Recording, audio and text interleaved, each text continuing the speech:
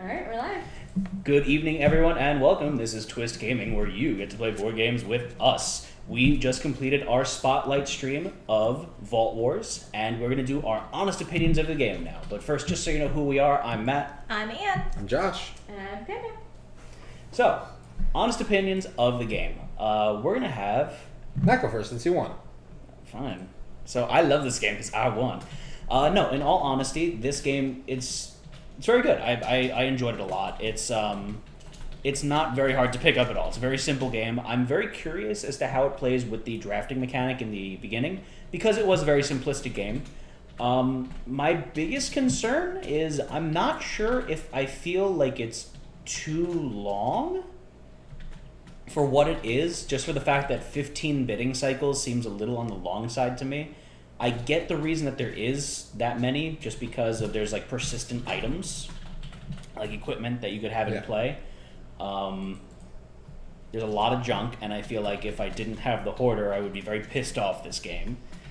And I think a big part of playing this game is, as most games, playing through a couple times first and kind of familiarizing yourself with which items are going to show up more often than not. Even with seeing the card counts on the bottom, you know, it's still like, I wonder how many of this is left, and you kind of still don't. I found myself not even bothering to read that. That's just me being impatient, I'm sure. The different characters do add some interest to the game, and they seem to play very different from each other. Like, your priest one with the corruption I was not expecting that to be like a card in the game, like a character in the game. Mm-hmm. So I wasn't sure, like, I didn't even know that would really not only negatively affect me, but positively affect someone else, possibly. Yeah. So I like that mechanic, that there's a lot of different options for what's going on. I kind of wish there was another, like, point gain system. Maybe it'd be too much stuff going on. There's a whole worker system that we didn't play with, and I didn't read the rules, but these workers come out that you could buy and use them to do certain actions. Okay. Which it's kind of cool. So no items are revealed during this auction. Well, that's so interesting. You can kind of like... So it adds a little bit more flavor to it, and I could definitely see that. That would be interesting. Kind of clipping that opinion that I had of there being too many auction rounds. Bouncer. Players must raise their bids by at least 5 gold to outbid you during this auction. Oh, wow. Wow. So... That's if you really want something. So I definitely see how that could make it much more unique for each individual drafting round. And I think that the game did do a good job of mitigating that as well with the different auction locations, the different vaults. Because they each had a twist on them for the most part. Twist. Funny. Other than that, yeah, I think my only negative would possibly be like 15 rounds might be too many, but I mean, even still, you could homebrew it so you play one less round. I don't see that really being that much of a problem. But again, a big part of a game like this is who you play with as well. Yeah. If you play with a bunch of people that are, only going to bid the values of what they're doing and not going to bluff, it detracts from the interest of the game for sure. So since we're a bunch of conniving, backstabbing a-holes, I think it added a lot of fun to the game. And the game says 45 minutes to an hour. We took about an hour on the long side. Oh, okay. So we were on the long side of things. We were on the long side of things. And it was our first game and everything. Yeah. So, and I think this would be a lot more interesting with the full 5 players. So Carl here is saying the promo adds more vaults and alternate vaults and the cursed idol. So I think, the more stuff like that gets added to the game, that'll definitely be interesting. And going back to what I said about there being different areas to earn points, now that I'm thinking about it, I think it would add a little bit too much confusion. Like, too much different stuff to keep track of. Yeah. Just because there was a good amount of stuff going on. I think your heroes, that's what they each had their own special thing. And you only get that 2, so you don't have to... I do like that they give you the 2 and you don't have to pick them to the end, just because it would be really a pain in the ass if you pick someone that's got a very specific win condition in the beginning and you're stuck trying to get that and you just keep getting outbid by just enough and screwed over. It that gives kind you of happened with me because I had the rogue and I had the temptress, but that's tough because when you about the very first round, I knew I had to commit to the rogue because one of the vaults that you can keep came out. Oh, was play. The first one, I believe, right? Yeah, And I can't see why you would choose to keep one of those. One thing I really didn't like, and it's very, very specific, is, and I know you guys didn't know because it was the first time we all played this, but I can't see any other reason you would keep a vault. So I kind of feel like once I kept my vault, I showed my hand as to what my character was. Well, if you had a Dwarven or an Elven, oh, they count or as a vault, class they character. count as the class characters or the dragon. A class So you card. could have been one of the 4. So that's why we said, "Oh, you want more Elven items?" We kept selling you items because Yeah. we figured. Yeah, we sold you a couple of elven items and you had the elven vault, but then when you picked up the dwarven vault, that's when we thought maybe you probably had something that was vault specific. And then I started the engineer, and I actually got 2 artifacts at the beginning of the game, and I didn't equip either of them because I had the priest. And I'm like, I'm gonna go with the engineer because I have 2 artifacts now. The upkeep cost on them though, and I couldn't use their equipped benefit. Because Yeah. this is not including equipped artifacts. Oh, that's a pain in So the I had to ass. keep them. and keep and then paying af- the upkeep costs. Keep paying the on upkeep costs on them. So eventually, I'm like, once you started getting corrupt tokens, it. You're like, okay, I'm switching. to Switch. I'm priest. switching because I only had the 2 artifacts. I wasn't getting any more. I got 3 more artifacts at the end of the game. So if I kept them, That's another interesting thing is that it almost seems like a hindrance to commit to one character in specific at the beginning of the game because you could be spending a lot of upkeep from the very beginning for a mediocre payoff Yeah. when I luck wonder- of the draw could help you out significantly with another character later. Like This is kind of like the Ticket to Ride mechanic with the paths. I wonder if you could have a mechanic in there to, you know what, I'm stuck with even both of these. I want to trade out my character and play a new like one. spend 10 gold to, or maybe get a corrupt token and switch out one or both of your characters. That might be interesting. and Carl was saying, which was cool, is that there's a lot of home rolls. Right. And this game's very open to home rolls to kind of change. Like, we didn't have to play with our gear face up. We could have had that all hidden. Right. So you could have had all your junk hidden, and we just thought you had a ton of stuff.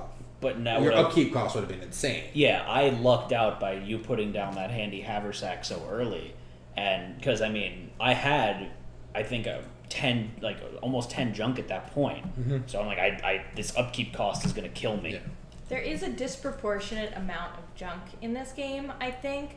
I kind of felt like it made me very apprehensive to bid on some of the things because I didn't have the handy haversack, so that meant for each multiple of 3 of junk that I did have, I was paying another piece of upkeep cost Right. for nothing. And it made me a little apprehensive to want to bid on stuff because it's like, okay, well, I know that I have I have 4 pieces of junk. I have 2 empty slots in my mind is the way that I was putting it. And it really weighed heavy in on my decision as to whether or not to bid. Well, for example, I know you had that where you had 2 empty slots and then you wound up getting 3 junk, and I Yeah. could tell you were just like, God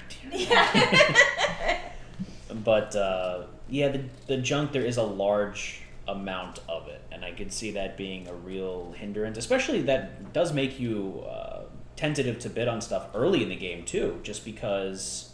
Oh, I didn't know you could throw away junk. I thought that the rules explicitly said that you may not. That's the Josh, not the rules. I didn't. They didn't say you could throw junk away. Or At least did in you the miss it? play-in video. No, the introduction video I saw did not. I thought that it was kind of like the dragon's egg where you must keep it. That's what I thought as well. Maybe we played that wrong. Could've been- Which would explain a little bit, but No, there is a. I did like the game. I had a lot of fun. It was a little. In hindsight, it was a little long, but I was enjoying playing it. And I felt like at the end of this, so because I feel sometimes like I'm the new person to board games, and when I play with you 2 guys, I feel like I really get left behind. yeah, we get a little vicious sometimes. And I felt like I had a competitive, like I was 1 volt away, Oh, and I absolutely. probably could have pulled out the game. Yeah, Um, throwaway mechanic. yeah, the throw it. So, in the video didn't say, because I watched, because right here it says stop, watch this video to learn how to play, and I watched the video, I like that. and I like that. The thing is, they didn't get into every single rule. Oh, And So that's you what didn't screwed me realize that up. you had to go back So and go what- see. but that seems Yes. like a pretty important mechanic not to have in the video. So I need to double check, but I don't remember the video saying you could sell. And you can only sell up to 4 items each round. Oh, really? Yes, I don't think we ever passed that limit of selling. I think I sold 4 1 round. But like, I don't think that. Yeah, the junk items may be placed in the trash, but are not worth any gold and don't count towards the selling limit. Okay, so it's something that we should just go back and watch the video. So with that, I think that playing as the hoarder would have been significantly more difficult, just because you guys wouldn't have had to deal with upkeep costs of junk or be as apprehensive about buying it. So Yep. I think that would have destroyed my chances in this game, just because I barely squeaked out a win against Josh, and I thought that He was probably playing conservatively because of it. well, yeah, I didn't have to play as aggressively as I thought I did, and you guys definitely shied away from yeah. junkier stuff more than you. More than I would have. If I had realized that we could have tossed junk, I would have definitely been more risky with my auctions. Risque. Risky. Yeah. Because I was the temptress. Get Out it? of curiosity, how much money did you guys end with? 2 gold. 20 Oh, no, I'm sorry, I had a something. Oh, so you got Anne had quite a bit. Yeah, but 9 gold. only really mattered in multiples of 10 at that point. She got so much gold because they gave her all my gold at the end, pretty Yeah. much. Yeah. And I kept enough gold to do my storage fees because I wanted the least amount of gold. I knew I really wanted that vault for the 14, and I figured, okay, well, either I really want the vault and I'll do the 14 because I'll win the game and it won't matter, or I'll put up the 14 and I know that I'll at least get the gold out of you guys to equal at least a victory point. That makes sense.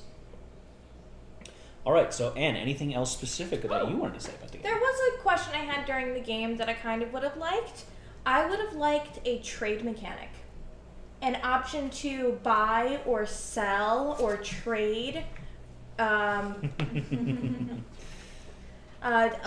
with the other players. That would be interesting. Like if instead of a sell phase, you had a sell or trade.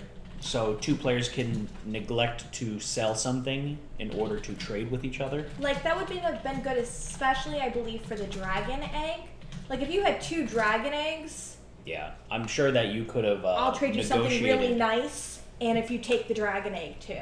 Like it probably would have been like if Josh had a diamond. Did you have a diamond? Yes, he I had did. them at the very end. So that could have been a good trade. Like you giving him Yeah. the dragon egg for a diamond, and then that could have swung the game significantly. Anything else, Anne? I don't mean for this review to be all of the negative points. I did have a good time. Right. I do want to play. I do like this game. I would definitely play again. I like that it's up to 5 players. You know, I know that when we have like card game night or game night, like sometimes it's harder to find games that fit more players. A lot of games go to 4, and that's Yeah. about it. So having rules to expand that player limit is nice. What I would like to say is this has the hidden bluffing mechanic, and I'd like to bring another game that's that has that mechanic, and Sheriff of Nottingham, just to compare the two for a second here, in that this one is much more friendly of a bluffing mechanic. Sheriff of Nottingham can get pretty accusatory, and people can get kind of angry with like, why are you always Let's all look this way. Yeah. So this is a much less accusatory bluffing mechanic that I think it's like a nicer bluffing mechanic. Yeah. So that's what I wanted to It's like add in passive there. aggressive. Yeah, It's exactly. straight up aggressive. That's kind of nice because a lot of people shy away from the bribing mechanic because it's intimidating. That situation can sometimes be socially awkward. Even you want to Right. play a game and you don't want to. Some people don't like the bribing mechanic. Yeah, in a some game. people don't want to stir the pot too much. Meanwhile, I know when I like to play, I like to poke the Do bear as you? much as possible. Do you? Do you really? Yeah. Really? The more argument I can instigate in Sheriff of Nottingham, the Everything, life. The Yeah. more Are you argument sure? you can instigate in life. Are you sure? but there's really no unless I really went out of my way, there's no point in doing that in this game, which is a nice thing just because it doesn't get as much of a You mean it's nice for everyone else? yeah, thank you. We also made a point during the game to mention how we really liked flavor text. I like when people pay attention to the details. I like people doing quick reference guides. I like people doing videos for their instructions. I like flavor text on cards. I like good artwork. This game's got really great flavor text, specifically for the junk items. I think and that's I the was only stuff with Yeah, the flavor. only Yeah. thing was flavor text is a junk item. I wish that there was flavor text on the other stuff, but hey, listen, I don't even care because there are so many junk cards, and it seems that each junk card has their own flavor text, and that's just like a side chuckle. Like you read it, and it's like a little. I rather appreciate that they're all different from at least what I saw. I'm used to games with lots of things with flavor text repeating the same flavor text, and then I get bored. But like that's so cool that they did so many, and it's so different. I do notice that if the game has excessively repetitive flavor text, I find myself just avoiding the flavor text because I'm like, I probably saw it already. Yeah. And I did that, to be honest with you, when the cards came out, automatically just assuming that it was repetitive. And then when you guys started reading yours and Josh started reading his, and I realized how many you had and they were all different, I'm like, oh, maybe I'm going to read mine now. There you go. Kinda neat. So, Josh, how do you feel about the game? I like. Something felt off. I don't know. I liked the game. I enjoyed it. Mm-hmm. I don't know if adding the workers will fix what I feel like. I feel it's just something's missing. Mm-hmm. I don't know what it is. I think that's kind of what I was getting at with like kind of the weird suggestions for another scoring mechanic or something like that. So I really want to play the game with the workers to see how that adds, because I think that might just be the little. Possibly with the drafting mechanic as well. The drafting mechanic I can see helping a little bit. Like that one junk card I had was nice. It was fantastic, yeah. And I'm looking. There is. Do you have any? There's only 8 actual Equip cards? artifacts. Do I have yours in here? No, I don't have your bag. Regardless, I think you. No, I don't know where it is. Okay. Regardless, I'm just looking kind of. There's 8 artifacts. And they have some interesting abilities. The thing is, at the end of the game, like this Rogue Sheath was would have been useless. really cool. Shiv. Shiv. It was. You can exchange this for someone else's equipped item, and then they get this, and then they could. So I like that It little keeps bit. cycling the Stealing equipment. mechanic in there. And there's a lot of cool things that would have been a lot more fun if these came out earlier. Yeah, we kind of got the short end of the stick where the more interesting mechanic equip items seem to fall by the wayside until the end. Yeah. And I would have liked to see these, and maybe just even just the rule that these get shuffled at the top of the deck or something. So these are within the first 20 cards or something like that. That might be just to make the beginning of the game a little bit more interesting. Or maybe everyone gets dealt a equip card at the beginning. Something like that. Might We be. played through all the vault cards. No, we did not play through all the vault cards. Well, almost all. There's 16, right? There was all the vault cards. Yes, there's 16. So we did play through one. Maybe you could do something like start off with a finite number of items in the deck and ensure that these cards are included in that based on how many players you have. We have 3 players. We were going to go through 15 vaults. We knew how many. Well, each vault has a different number of items true. too. So Yeah, but it might be like for a 5-player game, there might be close to enough cards I play. I would have liked to see these more because they were cool. I liked the Rune Forge. The Rune Forge was a cool the mechanic. trashing the junk. The things like that. I was counting the cards. I think there's about. Oh, so you were cheating? No, I just counted the cards. I think there's about 40-ish non-junk cards and 30 junk cards. So about Just under half of them. just under half of them. So I might have my count off, so it might be like 30% of the cards is junk. It might be a 100 card deck. I'm not sure. So there is a lot of junk in the Junk. trunk. So I just looking at like the mechanics of it, I think it was missing something for me to like truly be like I want to play. Like I would play this again to see how it is again with those few rules we missed, but this mechanic to really see if I would actually really enjoy it and want to bring it more. Not that I don't like it. It's just Makes sense. I'd probably rather play Sheriff Not because I like that mechanic, and it's a little bit of a shorter game. Not to say that I wouldn't play that. I just See, actually, I thought the opposite. I felt like Sheriff of Nottingham was a little bit more of plotting pace compared to this game. It's a little bit faster paced, in my opinion. So even with more rounds, individual... the pace is faster in this. The gameplay time of Sheriff tends to be quicker. Right. But it's and just... I think that a timer would benefit this game too. Because sometimes in the... Paralysis. That and in the auctions. I feel like there's times in the auctions where everyone's just kind of sitting around and seeing if someone else will make the first move. And Well, Carl was saying you could do like counterclockwise or counterclockwise for the auction. So like Yeah, how much do you bid? No. Yeah. Do you bid? No. Yeah. But even still, I think a timer would be beneficial. Yeah. But no, I like the game. I want to play another round with the Everything. added mechanics and everything. This is an expansion technically. I guess that was part of the Kickstarter that they included in the game. Gotcha. So I would like to see this, and it actually has some cool, fun art on here too. And the art is interesting on this game. Anne, how did you feel about the art? Because I know you're a big stickler for game art. Yeah, I like it. I think the game is kind of cutesy, and I think the art fits well with the theme of the game. Can I see the characters again? I know that the game is kind of fantasy. It definitely has a more cartoony feel. I to the game. feel, yeah, oh no, it totally does. I kind of feel like I feel like the engineer's art is out of place. And it was enough that I noticed it when Josh put it down. Yeah, I felt the same way. I kind of feel like these are kind of medieval, right? You've got cloth clothing on everybody. The engineer's got it too, but I think her goggles kind of throw her out in more of a steampunk. It's Can you see what you're referring to? sorry. So it was just enough that she kind of seemed out of place. Like this kind of reminds me of like the Greek goddesses. You've got the Viking, the hoarder looks like a bum. Can you see it? The warrior, the warlord. Comparison.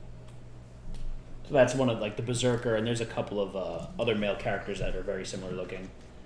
These characters are from the Epic Resort game. That I'm not It's familiar. another with. game by. So that would Okay. explain. It's from the same world. So that's the character crossover there. So these are already predefined okay. characters in the world, apparently. Can I see him? Where did the engineer go? Right there. Okay. I do want to point out this as a girl. The colors. No. Ah, In my right hand are how many guys are in the game, and in my left hand is how many girls. valid.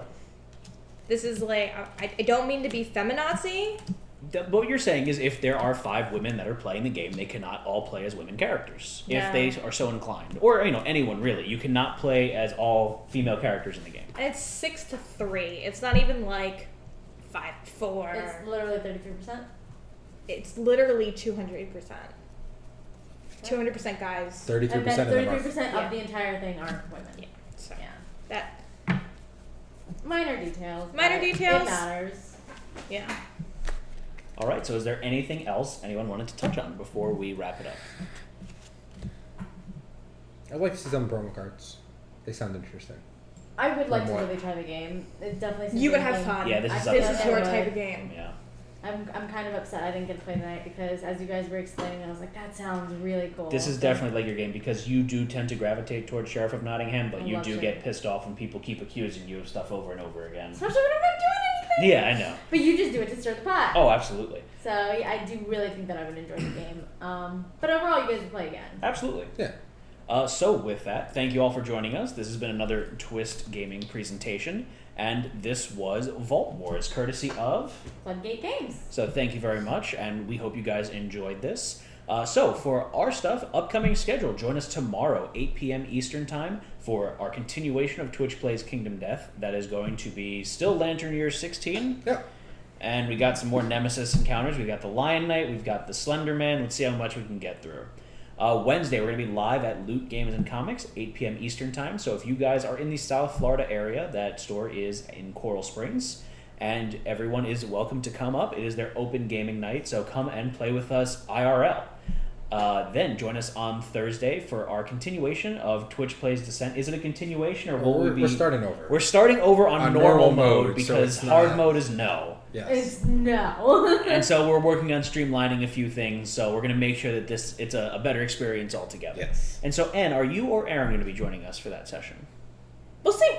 It'll be a surprise. It'll be a Surprise surprise. for them too. And so the best way for you guys to find out about that, though, I'm going to interrupt our upcoming schedule, is to follow us on Facebook, Twitch, Twitter, Instagram, YouTube, and of course come chat with us in our Discord channel.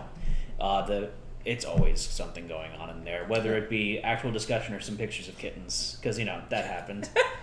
Okay, so then also I'd like, just still branching off here, I'd like to remind you guys, if you haven't already, follow us. If you are interested and you like us that much, subscribe to us. If you have Amazon Prime, you get a free subscribe. Do So- exclamation point Prime. So guys, check us out. Every little bit that we get helps. You know, each subscriber helps make the stream even better. We have a giveaway that we're going to be doing for subscribers only if we get when we get 4 more subscribers. Every 50, we'll be giving something away, and it will just be subscriber only. You will have the only access to that giveaway.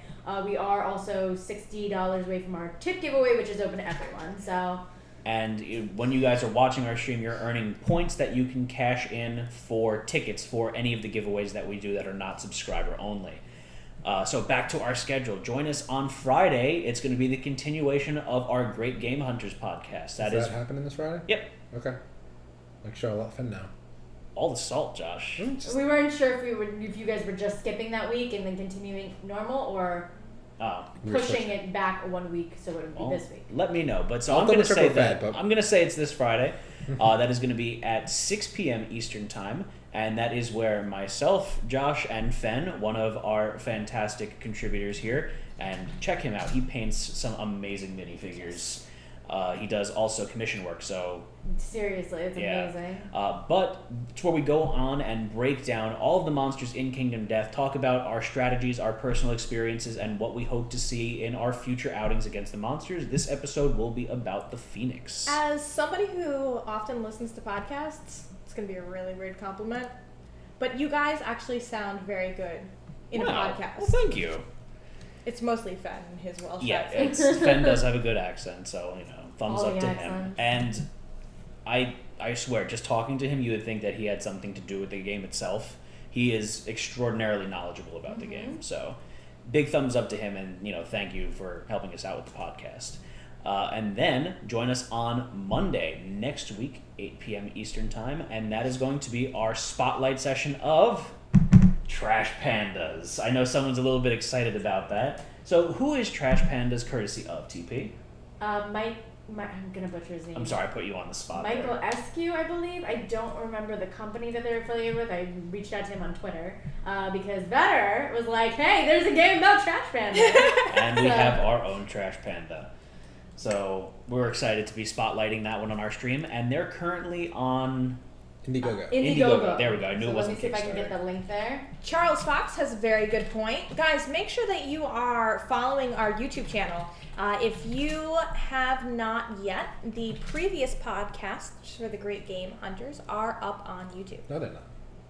They will be. No, Joshua! the Great Game Hunters don't go up YouTube. They go up on iTunes, and they're an RSS feed for a podcast. This is why the YouTube girl is does not a not podcast involve the place. GGH.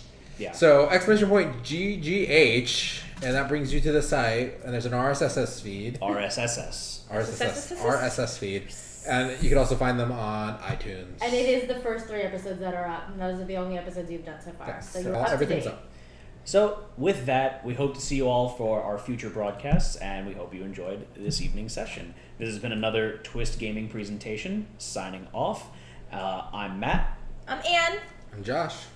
And I'm TP. And so we are asking you guys to stay on for just a minute, because we're going to go raid the whole card, and we want you to send them all some mad ups. Alright, so Because I'm narcissistic, and I love seeing little pictures of myself all over someone else's page. in the meantime, have a good night. Good Yeah. night!